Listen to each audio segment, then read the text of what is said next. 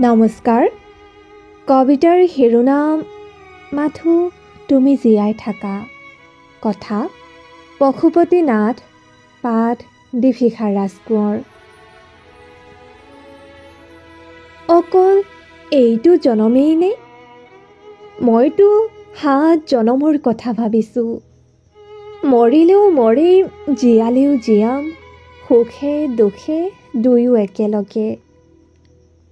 যিদিনা পবিত্ৰ হোমক সাক্ষী কৰি ছটিয়াইছিলোঁ দুয়ো দুহাত মেলি, মুঠি মুঠি সোণগুটিৰ আখৈ গুটি।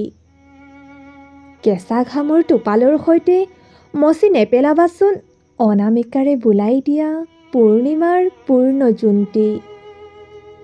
মোৰেই শপত, সপোন বুলি নাভাবিবা।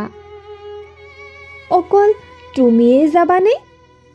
মোকো জানো নিনিবা? থাকো দিয়া আৰু কেইদিনমান এনেদৰে।